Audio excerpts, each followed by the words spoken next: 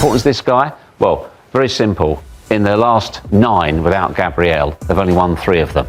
They've also, I think I read a stat as well, they have dropped 9 points from winning positions when he's not on the field as well. He's huge. He's absolutely huge. Okay, so here's a look at where things stand at the top of the table in the Premier League ahead of this weekend. Arsenal enter the weekend with a 4-point cushion at the top, while Spurs sit in 5th on 18 points. Second place Manchester City will hope to close that gap with the Gunners on Saturday when they travel to Newcastle. You've got 8th place Liverpool, who have lost 5 of their last 6 in the Premier League, trying to change that when they face off against Nottingham Forest, who have been struggling in the drop zone at the moment. And then only 3 points separating 3rd from 10th place. So going to be really interesting to see where things stand at the end of this weekend's matches. But we got to talk about Arsenal and this big North London derby that they've got coming up, Nico, on Sunday. Before that, though, on Saturday, Manchester City will be in action and a chance to pull within just a point. How much pressure does that put on Arsenal, and how much do you think that's going to be something that they carry? Because one of the biggest criticisms the last few seasons is that they haven't necessarily been able to handle some of those big moments. Yeah, it definitely puts pressure on Arsenal if City is to get the job done the day before, because you kind of see where you can fall, right? You understand the scope of your failure if you happen to lose to Spurs, a team that hasn't beat you in, 15 years? At the Emirates, 2010. Samir Nasri was playing for Arsenal. So it is a pivotal week for the Gunners in the Prem, in the Champions League, more so just because of the way that the Champions League is formatted, with it being so generous. You could drop not only points, you could lose here and there and still be strong in the standings. This game becomes so critical to the story of the season. No doubt. And Jeff, one of the other big storylines coming in is just how many injuries both teams are dealing with at the moment. The most notable of those being Gabriel, who just picked up a thigh injury while on international duty with Brazil this past week. For Arsenal, he's been part of the best defense in the Premier League this season. How big is that loss? And let's talk about the intangibles first off. What do Arsenal miss not having a player like Gabriel as part of their backline going into this game, and what could be until January?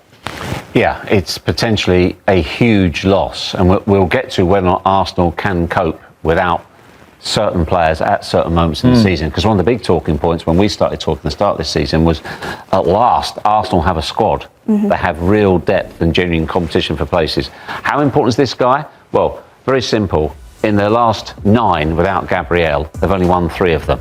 They've also, I think I read a stat as well, they have dropped 9 points from winning positions when he's not on the field as well. He's huge. He's absolutely huge in both defence and in attack as well. He brings, it's at both ends of the pitch. And also as well, particularly against Tottenham. They beat Tottenham. The last 3 games they've beaten Tottenham, and he was man of the match in 2 of those. Wow. So he's a real thorn in their side. However, if Arsenal are serious about challenging for the title, they cannot let the loss of one player derail everything. They can't have a sense of panic, we've got no chance against Tottenham because Gabriel isn't playing. That would be ludicrous. So the only questions now are, who will replace him? Will it be Mascara or Hincapie? Yeah, it's a really good question. Obviously, Gabriel's indispensable, and there's not one player that you can plug in there and say, all right, he's replacing Gabriel, because like you say, defensively, offensively, on the set pieces specifically, I don't know if there is a center back that is as fearless as Gabriel going in for a header on a corner kick. He changes the game. He changes the game for Arsenal. So obviously, I don't know the last minute winner against Newcastle. I mean, I'm astonished with how effective Arsenal are, and a lot of that is due to Gabriel. Mosquera and Hincapie, they're 2 different type of profile of players. My hunch is that it's going to be Hincapie. Just given on that side, it's a player that can play, has played left wing back, can play left center back. So I think you're exactly right. I think it'll be him because he's a lefty. Right. And Saliba's a righty. So they balance each other. It makes sense. And he was a beast at Leverkusen. He was very good, and for the Ecuador national team, this is a guy that's gotten consistent top-tier minutes for his national team, for Bayer Leverkusen, flexible like Arteta likes, Mosquera's a little bit more raw. In his cameo this season, in the couple of cameos that he's had, he's looked very good. Another flexible player. He can play. He's at the end of the season last season in La Liga for Valencia. He actually also played right back. So he also does have that flexibility, but he's much younger, less experienced than Piero Hincapié. Going to be a big decision to be made for Arteta. Do you go with the more like for like, or do you go with the player who's already shown and I would be has had shocked more if it's not minutes? Hincapié. Quickly, do we see a world in which Arteta tweaks the formation at all? No. Perhaps like a back three, back five? For me, no. Okay. Definitely not. Definitely not. It's subject to injury. He's got Calafiori as well to come into the equation. No doubt. They should be fine. Okay, well, let's shift our focus now to the Spurs side of this conversation, Jeff, because they come in with a number of injuries themselves. They've done better this season under Thomas Frank. They're currently sitting top of the table, pushing for European football, playing against their biggest rivals. What are you expecting from them come Sunday? Well, this is why club managers hate international football. They're like the mother bird in the nest waiting for the chicks to come home after their first inaugural flight. So Pape Sarr, he went off injured. We don't know where Bergvall is at. And look, there's Kulusevski, Madison, Solanke, Bissouma, Archie Gray. Forget virtually all of those. The only one on only the bottom two, I think, possibilities for this weekend. Right. These are we kind of knew of. Yeah. Here up, we knew like these are long-term injuries. Dragusin did his ACL. Solanke's been injured long-term. Yeah. Forget them. Madison did his ACL. Forget all of them. You need Pape Sarr on there because he is a doubt and he's a big player for them. Kudus is back though. I mean, that's the biggest bright spot for Spurs right now. Yeah, because he's an important player. And Kudus as well. He missed the last two. He missed Copenhagen. He missed Manchester United. So he should be back. So that's a boost for them as well. But again, Tottenham have still got enough good players. They've got enough of a squad to have a decent go. And let's not forget, Spurs are unbeaten away from home this season. Arsenal are unbeaten at home this season. Wow. So Tottenham won't be coming to this fearing anything. Spurs are a better team away than they are at home. 100%. It's kind of crazy how bad they've actually been at Tottenham Hotspur Stadium. And it kind of presents the perfect storm brewing for this North London derby crash where you say, you look at it on paper, Arsenal are deeper, Arsenal have more quality, but Spurs have that different fighting spirit that perhaps they can pull off something that seemed impossible over the last couple of seasons. But Nico, I'm surprised, the man of your experience and knowledge and of global football, you're making a common mistake. You're applying common sense and logic to a derby. That's true. And as you well know, it goes right out the window. So as both allegedly a professional, but also as an Arsenal fan, you go into these games, you just fear the worst because it's a derby. And imagine the tone that will be set, for example, for Spurs or for Arsenal. Just the media and everybody that is a Premier League fan has kind of put all of this pressure on Arsenal to get it done because they are in pole position. They probably have the best, deepest squad. Everybody else has kind of gotten off to a false start, especially the defending champions. City is catching ground, but they're making up for this lost ground. So for Arsenal to walk away with a win, statement against Spurs, it's like, all right, this is for serious.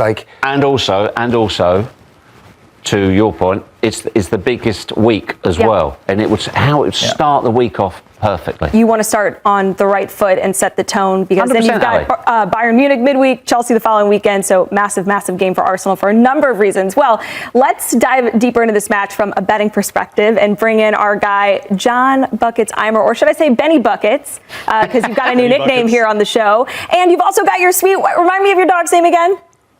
This is Freya. This is my 10-year-old German Shepherd. I'm trying a new strategy where if I give out bets, even if they lose, at least you get to see a cute dog. So wait, Buckets. There's still a win here. I have an idea, like bets and pets with Buckets. Bets and pets. There's a sponsorship deal there somewhere. There is something there. Okay, so bets and pets. What do you got for us for this Arsenal Tottenham North London derby happening at the Emirates on Sunday?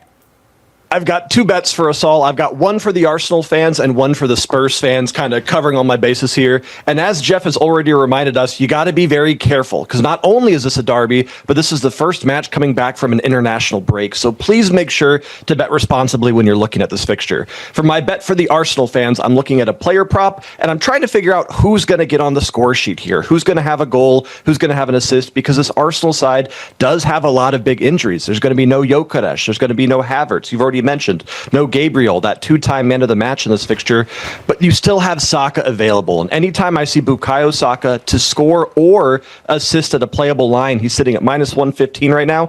That's where I'm going to go. The sportsbooks thinks that Arsenal are going to win this game and score at least 2 goals. I don't know if we're going to see a ton of goals in this one, but if Arsenal does want to produce a positive result and grab all 3 points, you need Bukayo Saka to stand up, you need him to have a big game, and you need him to play well, which he has shown time and time again that he is capable of doing. So I love Saka to have a big impact in this matchup.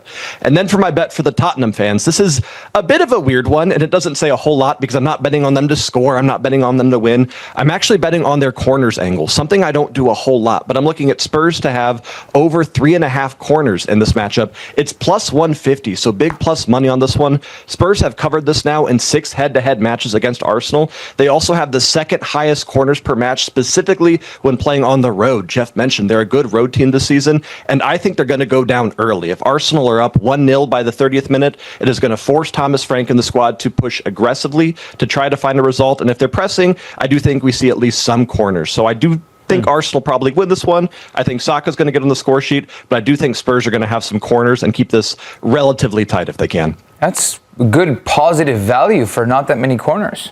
Well, also as well, It's not a lot. I mean, that is left of field. I was just looking how unimpressed Freya was with that bet. Freya, can I back me up here? Oh, no. No. She hates it. That's a good warning to everyone. Hey, well, I don't know. We'll see how it goes. This could be a little good luck charm for you and maybe a new segment idea for the future. So good stuff. Freya Parlaya. Oh! Start off with any clarity you can give us on Gabriel and how serious that injury is. Yeah, Gabi unfortunately picked up an injury with the Brazilian national team, and he's going to be out for weeks. Can you give us any more clarity? No, we need to have another scan. I think it's next Wednesday, and we'll have the timeline probably much more clear than we have at the moment.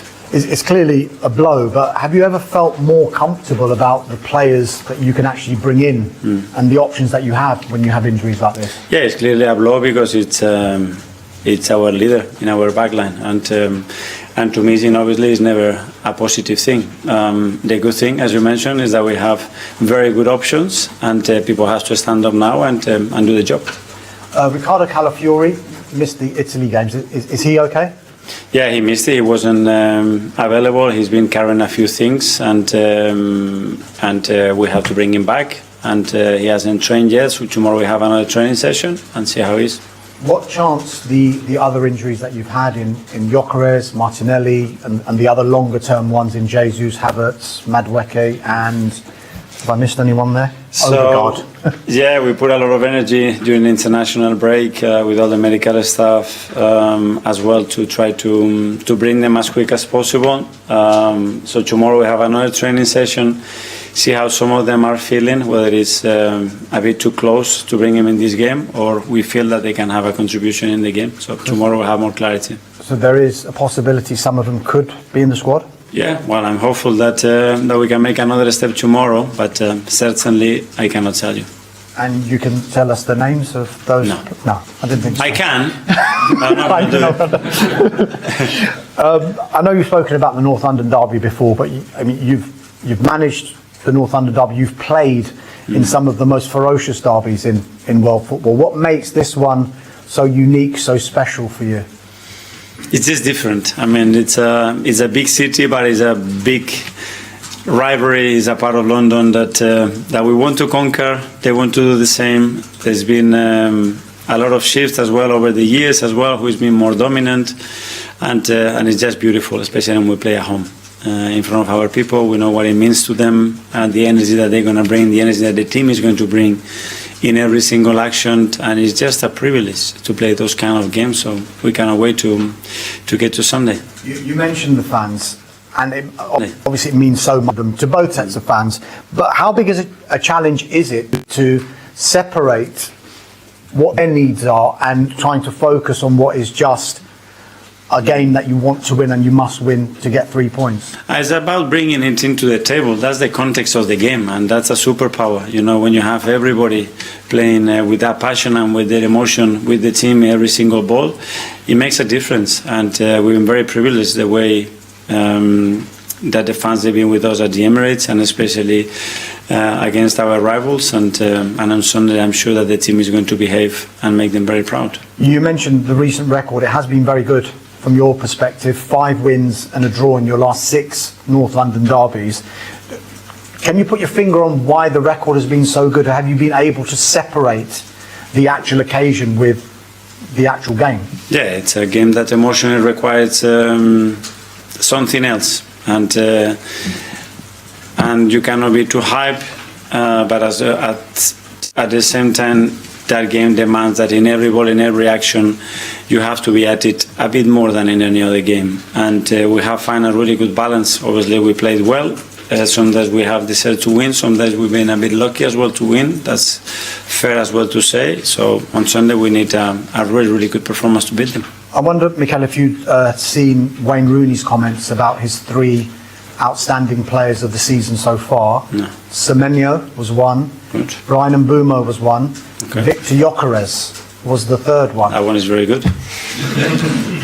Just following up on that, he has come under a bit of criticism. Can you allow yourself a little smile like you're doing now?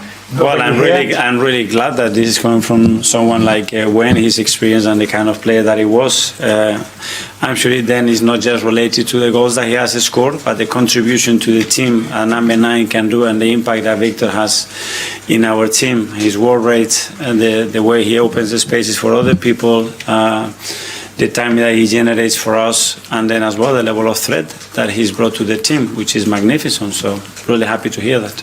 Thank you. Good luck. Thanks very much. We're going to Jake from PLP. Hi. Hi. How different a challenge, though, is Tottenham this season than they were last season, do you think? Well, I think every game is very different, and in the same season as well, depending on the momentum of each team, the games are very, very different. I think Thomas has brought something very different to what they had before as well, and you just have to see his record and how remarkable job he did in his previous club, and he's given a very clear identity to the team, how they want to play, how they want to compete, and it will be very tough. Some people have suggested that where they are in the Premier League table has maybe flattered them based on how they played. What are your thoughts on that? I think when you start to be in the part of the season that we are, I think you have to really earn the right to be where you are. And I think they've done a lot of very, very good things that they deserve to win. They won in some tough places as well. The record away from home has been very impressive as well. So you need to merit that. Nobody gives you anything in this league. Manchester City play tomorrow night, obviously ahead of you. If they win, they'll be 1 point behind you. Do you feel them kind of coming after you a bit?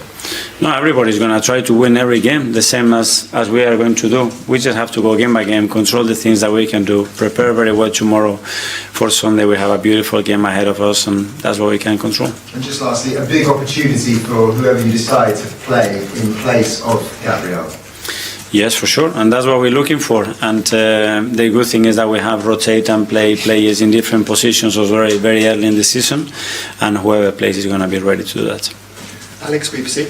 Hi, Mikel. Start of a big week with Tottenham on Sunday, then into Bayern Munich, and then another London derby the following Sunday. How would you prepare and deal with these matches coming up, especially when you've got the injury issues you have at the moment? Well, we've done the preparation and the international break. We knew that that was coming, was again very intense but beautiful as well. We have a very tough start of the season as well. We're ready for that. And now have everybody healthy, of the most of them healthy, which is a key thing obviously, and then again get in the rhythm, start to generate momentum again. We are in a really good moment, and we need to continue to do that game by game, because the games are going to be very, very thick and fast, and we need to be ready. Everybody has to be at it. It's not just Arsenal that are suffering with injuries at the moment, Tottenham as well. I'm seeing it across football. A large part of both squads could be out if they don't come back for the match on Sunday. But do you think injuries are taking away from the quality of the game at the moment?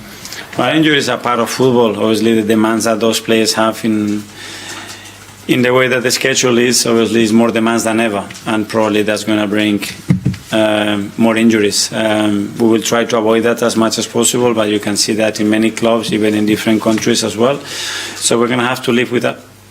And then just on Gabriel Jesus, how is he getting on in his rehabilitation? Very good. So he's doing everything with the team at the moment for the last almost 2 weeks. We're going to give him some exposure as well internally with some games, so he gets that fitness. But he looks really good in training, and he's going to be The future of Ethan Nwanery's potential loan move is suddenly uncertain, as Arsenal remain wary of repeating past setbacks caused by injuries. According to recent reports, the club is open to sending the young midfielder out on loan this winter, but the idea raises immediate questions. Nwanery has become the talk of the moment after a report from the Daily Mail suggested that Arsenal are considering a temporary move for the 18-year-old. Despite his limited minutes this season, the thought of letting him leave, even temporarily, comes with significant doubts. Back in October, Mikel Arteta publicly insisted that Nwanery would have plenty of opportunities to play, pointing to the fact that the teenager had already been called upon when Martin Odegaard was injured. "I don't know, but I don't work with expectations," Arteta said at the time. "I work with what the players can give in the context of where the team is at that moment." Ethan played 2 Premier League matches early on because Martin was out. He's played in other competitions and he'll play more. Yet the reality has been very different. Nwanery has logged fewer than 500 minutes this season, appearing in just 5 of Arsenal's 11 Premier League games, none of them as a starter. His only starts came in the 2 EFL Cup wins over Port Vale and Brighton, and in the 3-0 Champions League victory against Slavia Prague. The arrival of Ebereki Eze and the promotion of Max Daumann have tightened competition even further. And despite injuries to Odegaard, Bukayo Saka, and Noni Madueke, Nwanery's pathway has only narrowed. It's easy to forget how young he still is. At 18, and having first debuted at just 15, like Daumann, these are formative years where consistent playing time is crucial. The busy festive period could open that door, but with Odegaard, Madueke, and Kai Havertz all nearing their returns, there's a real chance Nwanery could slide even further down the pecking order. This is why a January loan sounds logical on paper, but it also sets off alarm bells. Arsenal's season has already been shaped by injuries for the second year in a row, and squad depth has never felt more essential. A single setback among the attacking players over the holiday fixture run could thrust Nwanery back into an important role almost overnight. The more sensible approach may be to reassess in the summer, once the squad naturally reshapes and the club have a clearer picture of their needs heading into 2025. Only then would a loan feel more secure, ensuring Nwanery actually gets the minutes he needs rather than risking another stalled development. Even then, nothing is guaranteed. Supporters will remember Serge Gnabry's loan to West Brom, intended to push him closer to first-team football, but ultimately a move that derailed his progress before he rebuilt his career in Germany. Arsenal's recent history with loans has been mixed at best, and too often unsuccessful. For now, the club must weigh the immediate needs of the squad against the long-term growth of one of their brightest prospects. Whether a loan becomes the right option, or another cautionary tale, remains to be seen. But the complexity of Nwanery's situation extends beyond simply playing time and squad depth. Inside the club, there is an ongoing debate about how quickly young talents should be exposed to the pressures of elite-level football. Some staff members argue that Nwanery's technical level is already above many players his age and that keeping him close to Arteta's structure will accelerate his development. Others believe that without consistent starts, and without a clear pathway to earn them, his progress could plateau. The uncertainty has also stirred conversation among supporters and pundits. Several former Arsenal players have expressed concern that the club may be repeating old patterns, where promising youngsters become trapped between first-team aspirations and inconsistent minutes. Others, however, believe the club is being careful for the right reasons, protecting a player who still needs physical development before facing the demands of weekly Premier League battles. This internal and external pressure has placed added scrutiny on Arteta's handling of young talents this season. While he has been praised for trusting academy graduates in the past, the balance has become harder to maintain now that Arsenal are competing on multiple fronts and aiming for silverware. Every decision carries weight. Resting senior players risks losing points, while overusing inexperienced teenagers risks injury or decline in confidence. There is also the broader question of what kind of loan would actually benefit Nwanery, should the club eventually decide to pursue one. A move to a Premier League side fighting relegation could offer minutes, but expose him to a demanding environment that prioritizes survival over development. A Championship loan, on the other hand, might provide consistent matches, but at the cost of adjusting to a more physical style that does not always align with Arsenal's tactical identity. European options have been mentioned as well, though not confirmed. The possibility of joining a club in the Netherlands or Germany, leagues known for nurturing young talent, has been discussed quietly among observers. Yet Arsenal are hesitant, given how unpredictable such moves can be and how often they fail to produce the expected results. Meanwhile, Nwaneri himself remains focused and professional, according to those around the training ground. He is said to be eager for opportunities, but not frustrated or discouraged. The coaching staff admire his attitude, which only complicates the decision further. He is doing everything right, and still his future remains uncertain.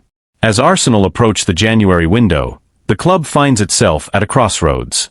The next few weeks will likely be decisive, not just for Nwaneri's short-term career, but for how Arsenal choose to manage their most gifted prospects in an era of high expectations and relentless schedules. Any decision made now will be examined closely, not only because of what it means for Nwaneri, but because it will signal how the club intends to balance ambition with development as they move into the next phase of Arteta's project. Arsenal now face a difficult setback. Piero Hincapié may have to step into the North London derby under less than ideal circumstances after Gabriel's injury blow. The club is hoping that Hincapié's long late return trip to North London won't affect his readiness to replace Gabriel against Tottenham, because losing the Brazilian for such a crucial match is a major hit to Mikel Arteta's plans. Arsenal have already been forced to cope with key absences at various stages of the season, but Gabriel missing the derby presents a challenge of a very different magnitude. Naturally, the focus shifts to who will fill the gap on the left side of Arsenal's defense, and for many, the most logical answer is Piero Hincapié.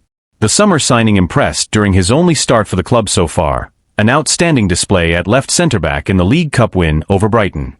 That night, he partnered with Christian Mosquera, who is also an option for Arteta on Sunday. One possible configuration would see William Saliba move to the left, with Mosquera taking his place on the right, depending on how heavily Hincapié's international travel weighs on Arteta's decision. And that travel is far from insignificant. The Ecuadorian defender is currently away with his national team. He captained Ecuador during their 0-0 draw with Canada, helping secure the clean sheet. But the real concern comes with his final international fixture. Ecuador face New Zealand in New Jersey in the early hours of Wednesday morning, UK time. The match kicks off at 1:30 a.m. and is expected to finish around 4 a.m.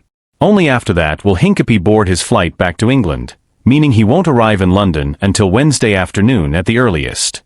From there, he will have just a handful of days to recover, settle back in, and prepare for one of the most intense fixtures of the season. The slight silver lining is that the derby falls late in the weekend, giving him as much time as possible to reintegrate. Still, the timing of his return is far from ideal and adds yet another layer of uncertainty to Arsenal's defensive preparations ahead of a match that could define their momentum for weeks to come.